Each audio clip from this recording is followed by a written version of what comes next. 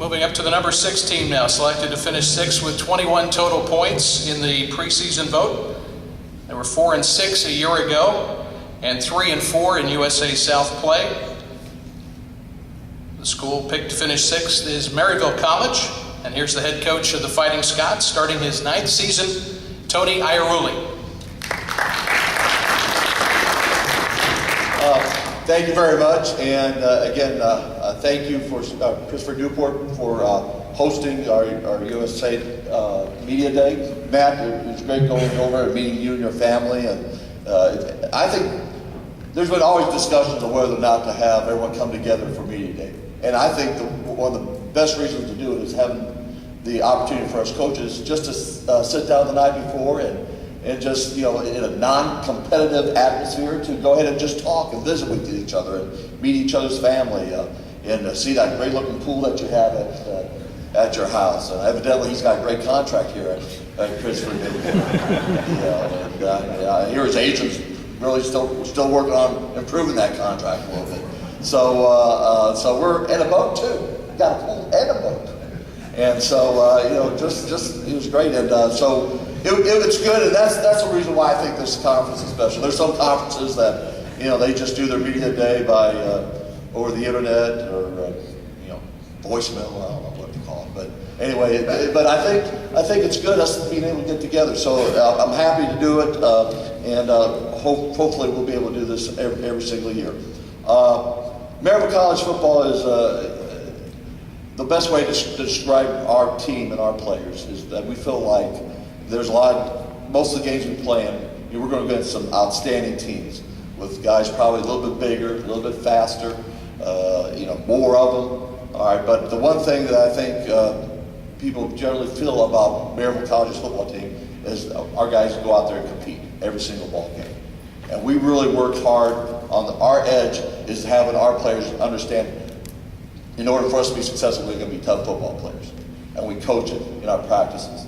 And we demand it from our players every single practice, every single meeting we have. We demand our players to be a true football player. And that's our edge. And that's why, you know, when you see a Maryville College football game, you know, you don't see us winning by 3 or 4 touchdowns. It's usually, you know, we're driving for the last score to try to win the ball game, or we're trying to knock passes out of the end zone. You know, I've been the head coach for this start of my 9th season. I think we've had a total of about 11 overtime football games. I've had 2 or 3, 4 overtime games, 3 overtime games, and our games are always close to the wire. But I think that's the way that we're able to win football games. And we got outstanding teams in our conference. And we feel like, you know, I remember the first year we were joining the conference, we played Christopher Newport, and you know, we had to adapt to the style of play here in this conference. I think the first play of the game we intercepted a pass. And we thought, hey, all right, we got a chance. Then they ended up scoring the next 50 points. And I was telling the referee, just keep that clock running. And so hopefully, and I really believe our program has improved from those early years in the conference. And so we're excited about this year. We really got a great group of young men in our program right now. And they went through a very demanding and strong off season, being in the weight room, going through a spring practice, and we've got the right guys in our program. And we're going to be returning about 60 returning players. A lot of them have a lot of experience coming back in several different key positions. The big question that we've always had an encounter over the last 3 or 4 years is that our offense has always started very slowly. And the reason being is we've had, the last 4 years, we've had 4 different quarterbacks to start off the season.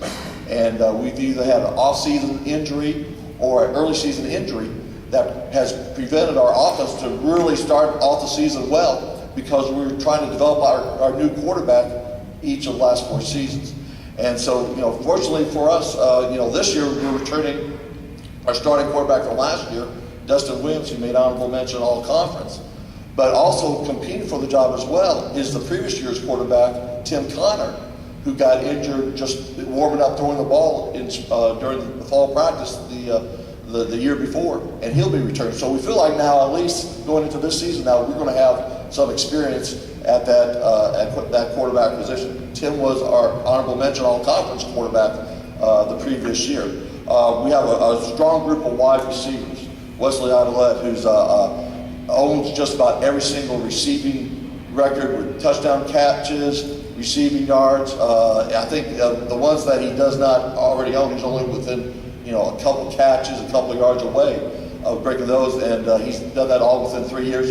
And he didn't quite have the numbers as a junior because we were struggling working through the first half of the season with the freshman quarterback. But we really expect Wesley to have a great season. And the thing about Wesley is he's one of those guys that every day of practice, he's giving great effort, and he's an example to our team.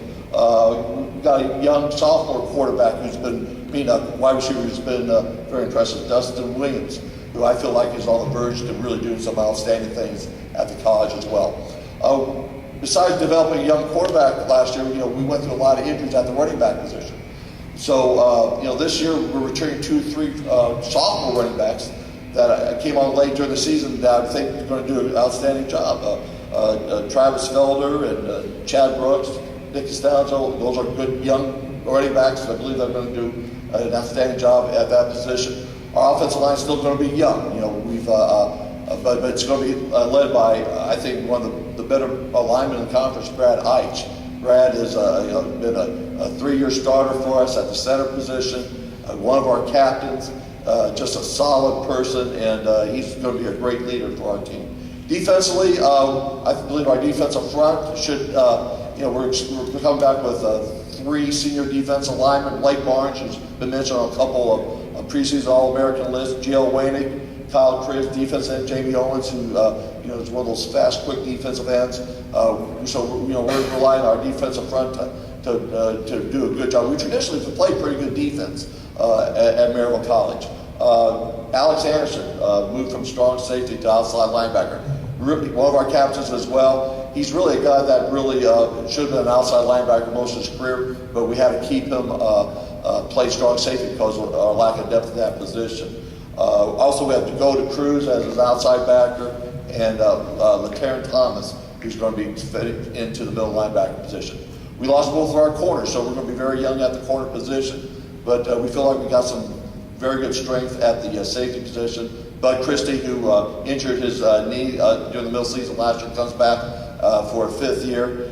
Ken Krall, Jake Merwin, we're expecting those guys to do well. Finally, our kicking department, our place kicker, Andrew Nabeau was first-team all-conference place kicker, had an outstanding season, broke school records in both field goals made last season with, I believe, 12 or 13 field goals, and R.J. Sandmeyer, who was our punter last year. So we believe we got the parts and ingredients to have a very successful team. But, in our non-conference games, we're going to be starting off the season with Huntington, which is one of the best offensive teams we'll see all season.